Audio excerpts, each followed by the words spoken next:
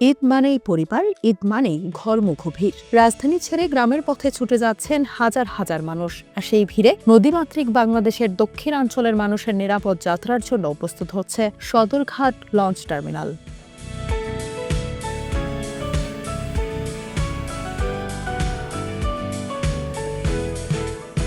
ঈদ উল ফিতরকে সামনে রেখে সদরঘাট লঞ্চ টার্মিনালে চলছে শেষ মুহূর্তের প্রস্তুতি। লঞ্চগুলোকে নতুন করে সাজানো, রং করা এবং মেরামতের কাজ করা হচ্ছে, যাতে ঘরমুখো যাত্রীদের আরামদায়ক ও নিরাপদ ভ্রমণ নিশ্চিত করা যায়। ঈদের আমরা এক থেকে দেড় মাস আগেই আমরা সমস্ত করিডোরে, এই যে কেবিনের সাইডের করিডোর, তারপরে ফ্যান্টারের আউটসাইড ইনসাইড, তারপরে কেবিনের ভিতরে সব আমাদের রং করে ফেলেছে।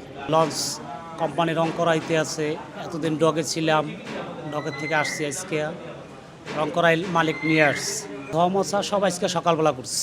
সকাল থেকে রাত অবধি লঞ্চের কর্মচারীরা ব্যস্ত সময় পার করছেন। কেউ নদীর পাড়ে লঞ্চ ধুয়ে পরিষ্কার করছেন, কেউ ডিটারজেন্ট ব্যবহার করে ময়লা দূর করছেন। কোথাও চলছে ডেক ধোয়া, আবার কোথাও যাত্রীদের বসার জায়গা ও কেবিন পরিষ্কার করা হচ্ছে।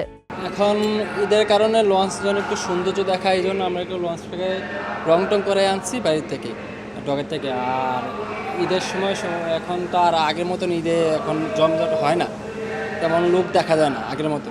আগে তো লঞ্চে তেমন ভিড় ছিল, এখন ওইসব নাই।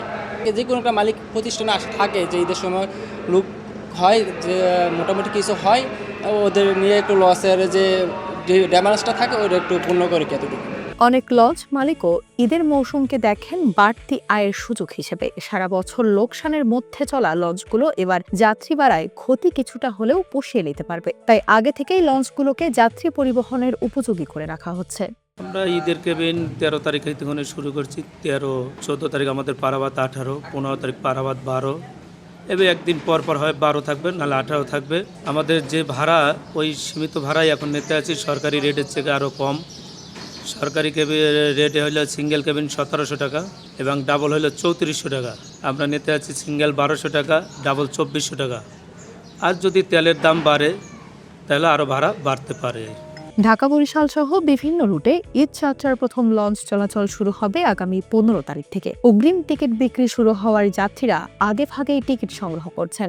শেষ মুহূর্তের প্রস্তুতিতে ব্যস্ত সদরঘাট লঞ্চ টার্মিনালের কর্মীরা আশা করছেন এবারের ঈদ যাত্রা হবে নিরাপদ, আরামদায়ক ও নির্বিঘ্ন।